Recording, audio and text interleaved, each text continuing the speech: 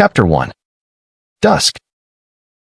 The morning assembly at Stardom Schools begins like any other, orderly, rhythmic, and predictable, until the unexpected occurs.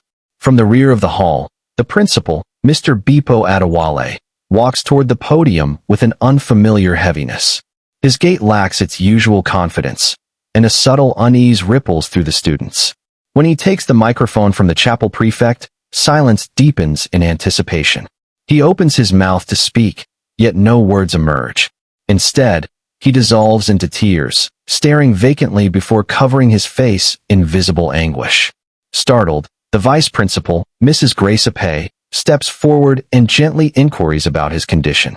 Receiving no response, she swiftly restores order by directing Mr. Justice Annabelle, the chemistry teacher, to conclude the assembly and dismiss the students. With the hall emptied, Mrs. Apeh, accompanied by the school nurse and a few staff members, escorts the distressed principal to his office. For more than 30 minutes, he weeps without explanation. The unusual incident quickly spreads beyond the school walls, and concerned parents begin calling the vice principal. Recognizing the gravity of the situation, she contacts the managing director, Mrs. Ibidin Gloss, who is attending an external engagement. The unfolding drama sharply contrasts with the optimism that had marked the start of the day.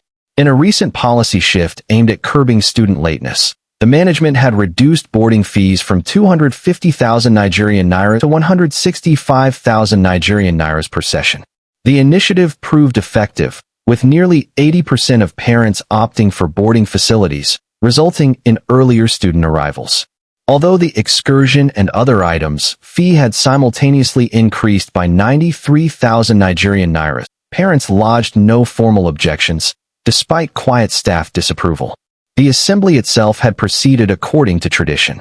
On Tuesdays and Thursdays, students sang the second stanza of the national anthem. An SSS1 student, Ikenna Egbu, delivered a vivid account of his recent excursion to Jos, captivating the audience with descriptions of its scenic landscape and temperate climate. Applause filled the hall, and anticipation mounted for the principal's customary words of commendation. Widely respected for his 24 years of dedicated service, Mr. Bepo was celebrated for his dynamic leadership and genuine commitment to student development. Affectionately nicknamed the Lekki Headmaster for his humorous imitations of characters from the classic television drama Village Headmaster, he was known for transforming routine assemblies into lively engagements. His sudden collapse into silence and tears, therefore, left the entire school community stunned. Responding promptly, the managing director arrived at 9:30 a.m., her concern heightened by the fact that the school had only the previous day celebrated a remarkable 90% success rate in the West African School Certificate examination. Teachers had received refreshments and monetary rewards in recognition of their efforts, though two had been formally reprimanded over students' low grades. The atmosphere had been celebratory. The present crisis felt profoundly incongruous. Summoning Mr. Bepo to her office, the MD sought clarity, but he remained withdrawn, murmuring only that he would be all right. In a further attempt to assist him, she invited Mr. Opwanda, the physics teacher and a pastor, to counsel the troubled principal. Despite patient and compassionate probing, no explanation emerged. A suggestion to contact Mrs. Bepo followed, yet repeated attempts to reach her international number proved unsuccessful. Balancing concern for the principal's welfare with the institution's public image, the MD briefly considered allowing him to return home independently. However, recognizing his fragile state, she resolved instead to have the school's guidance counselor escort him home to ensure his safety and well-being. Thus, a day that began in routine discipline and recent triumph closes in uncertainty. The cause of Mr. Bepo's emotional breakdown remains undisclosed, casting an ominous shadow over Stardom Schools and leaving the chapter suspended in mystery. Chapter 2. The Enticement. 5 days after his emotional collapse at the assembly, Mr. Bepo finally reveals the cause of his distress.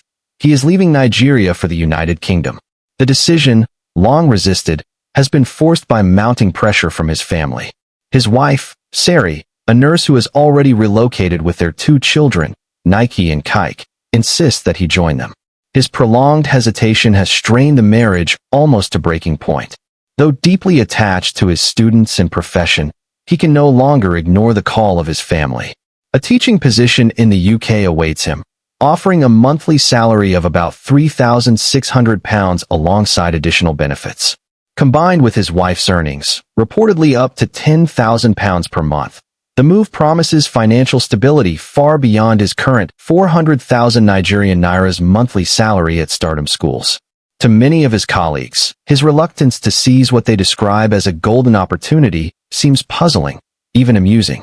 They openly question why anyone would hesitate to exchange economic uncertainty for such prosperity. Mr. Bepo's attachment to stardom, however, runs deep. He has devoted over 2 decades to the institution, 4 years as headmaster of Stardom Kiddies, and the remainder as principal of the secondary school.